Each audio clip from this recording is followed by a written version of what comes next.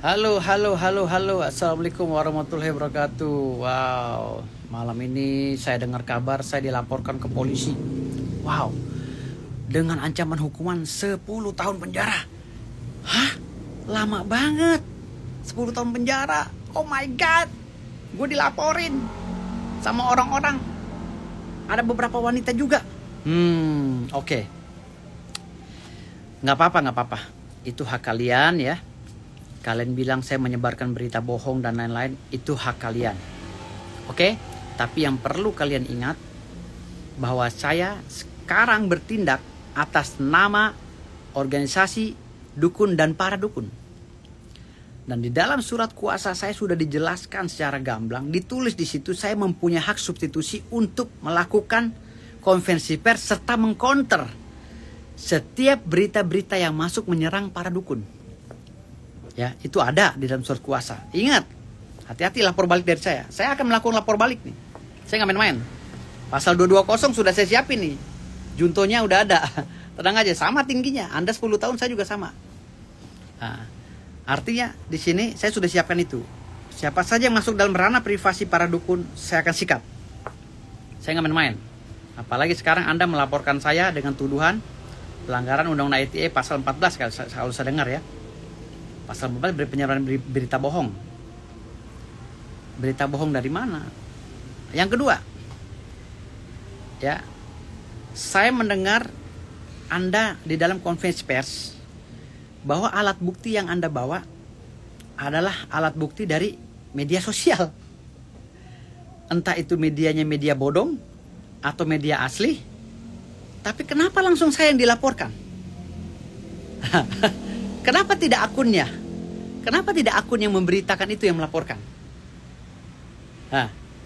Lantas siapa yang menyebarkan berita bohong? Saya tidak pernah menyebarkan. Saya berbicara begitu selalu di depan media.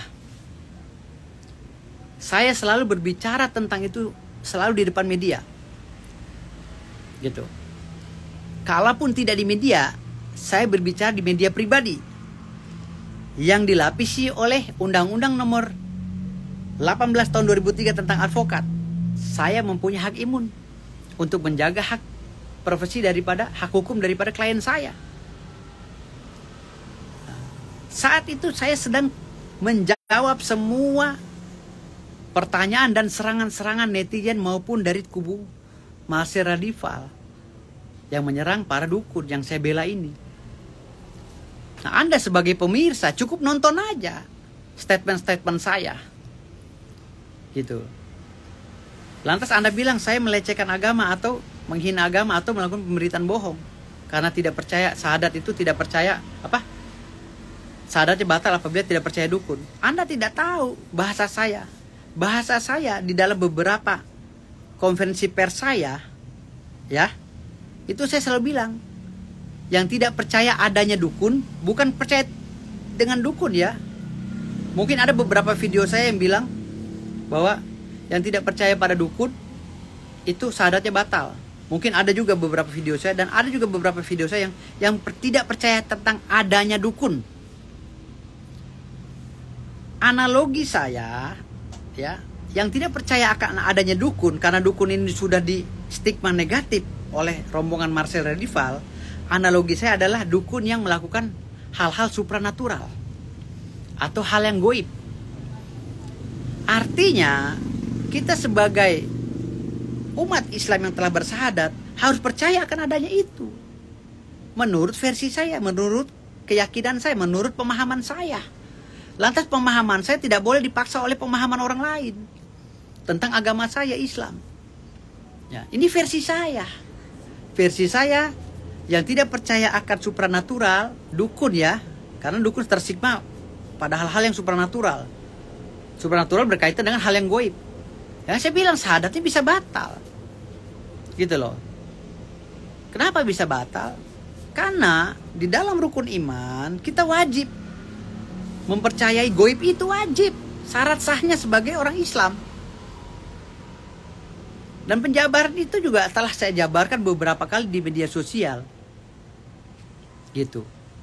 Lantas kalaupun salah, lantas kegiatan dukun itu melakukan hal yang goib atau hal supranatural dianggap salah karena menurut pandangan yang lain, misalnya pandangan itu dianggapnya goib itu hanya Allah, ya monggo diluruskan, bukan melaporkan saya. Kalau melaporkan saya artinya sudah cari gara-gara sama saya akan lapor balik. Ingat ya. Yang ketiga, omongan itu di media sosial ya, digunting-gunting, dipotong-potong sehingga tidak utuh, dijadikan barang bukti atau alat bukti. Ini melanggar pasal 5 ayat 4 tentang keabsahan alat bukti. Ya, ingat, hati-hati Anda. Anda bawa alat bukti ya, tetapi hasil dari nyolong atau ngambil dari potongan-potongan, hati-hati. Saya sikat Anda. Nggak main-main. Saya lapor balik Anda. Ya, ingat, saya punya hak imun, saya punya surat kuasa. Adapun gaya saya selengean begini ya wajar lah. Pengacara itu banyak karakternya. Waktu di diklat juga kita disuruh mempunyai ciri khas kok. Waktu di diklat pengacara, ya kita semuanya diarahkan untuk mempunyai ciri khas, tampil beda. Itu pada saat diklat pengacara yang saya ikuti. Ya Anda jangan ngatur privasi saya. Mau saya laganya selengean kayak rambut gondrong kayak apa kayak, yang penting saya nggak mengganggu orang. Selama saya masih idealis membela klien saya sampai titik darah penghabisan, itulah tugas saya sebagai advokat. Nggak bisa Anda masuk dalam teritorial itu. Gitu. Nah yang melaporkan saya malam ini hati-hati nih. Akan saya lapor balik. Saya nggak akan pernah, saya bilang saya orangnya nggak pernah mau setengah-setengah kalau bertindak. Ingat pasal 5 ayat 4 Undang-Undang ITE menyebutkan bahwa ya alat bukti yang tidak sah tidak bisa dibawa ke persidangan atau dijadikan alat bukti. Hati-hati Anda, hati-hati. Alat bukti Anda dapat dari mana nih? Nah yang keempat, kalau alat bukti itu Anda ambil dari potongan-potongan media yang telah mewawancara saya, di situ ada Undang-Undang nomor 40 tahun 1999. Ya. Undang-Undang nomor 40 tahun 1999, kita sebagai orang yang ditanya oleh media punya hak jawab, dilindungi oleh pasal 1, pasal 5, pasal 11, pasal 15. Lalu di pasal 3 dan pasal 4 itu ada hak untuk media atau perusahaan media untuk memperbaiki berita itu. Ya. Menganulir atau memperbaiki berita atau menghapus berita itu. Ingat Anda, yang harus Anda lakukan harusnya melaporkan akun yang menyebar itu. Lalu yang kedua, yang harus Anda laporkan adalah ya, media yang menyebarkan itu. Tanya kenapa menyebarkan itu? Kenapa tidak di briefing dulu? Itu ada aturan mainnya, Bos.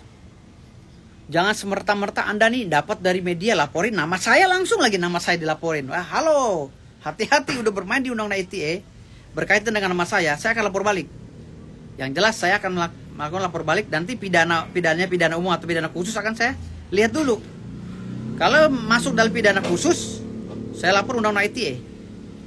Tapi kalau dalam pidana umum, saya akan laporkan pasal 220, junto pasal berikutnya. Saya tahu pasalnya, yang ancaman hukumnya berat juga. Hati-hati, jangan main-main sama saya. Gitu. Saya tanya jawab ya berkaitan dengan syahadatnya batal itu karena media itu menanyakan tanggapan saya terhadap pernyataan Marcel Radival. Gitu loh. Apa Bang tanggapan Marcel Radival? Ya saya jawab. Kalau Marcel Radival bisa berbicara begitu, saya juga bisa berbicara begitu. Ada di media ini. Marcel Radival ini berbicara. Bentar ya. Jadi tidak semerta-merta saya itu melakukan hal tersebut atas keinginan sendiri. Saya berdasarkan perintah kuasa. Anda harusnya tabayun dulu ke saya baru laporin saya. Gitu loh. Ini bahasa Marcel Radival yang saya jawab. Dalam Islam sendiri ini, dari agama saya sendiri, dalam Islam menyatakan jika ada seseorang yang mengaku bisa melihat jin atau hal gaib secara bentuk aslinya, maka bisa dipastikan dia keluar dari Islam. Nah, bahasa keluar dari Islam inilah. Nah, syahadatnya juga harus dipertanyakan lagi. Kiai mau ustadz atau siapapun itu yang ngaku bisa ngelihat jin, itu syahadatnya. Nah, dari pertanyaan inilah mau kiai mau siapapun termasuk dukun yang ngaku melihat jin, ya syahadatnya batal kata Marcel. Itu yang kami jawab. Gitu loh. Bahwa dukun ini sering lihat jin. Gitu loh. Maka kalau orang nggak percaya dukun, syahadatnya bisa batal kan gitu. Nah ini lingkup dalam surat kuasa. Kecuali saya berbicara di luar konteks surat kuasa, baru saya bisa dipidanakan. Itu pun harus dilihat juga media mana yang menyebarkan. Hati-hati Anda. Ingat ya, Anda telah melakukan kesalahan ini. Hati-hati. Ini lawyernya juga nggak teliti. Kasian nih. Kasian banget kliennya. Ini karena ingin pansos mungkin tergesa-gesa melaporkan saya, lalu memaksakan pasal 14 loh. Nggak tanggung-tanggung. 10 tahun penjara, gila. Ini berarti niat mau nyelakai saya. Dan orang yang ingin menyelakai saya akan saya celakai. Gitu.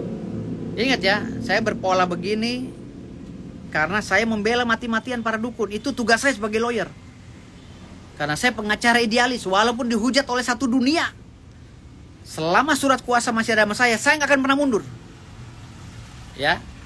Dan yang kedua, zaman Nabi Allah Muhammad SAW, yang dimaksud dengan musyrik itu adalah kahin, bukan dukun, kahin. Ingat ya, kahin ya, penyihir.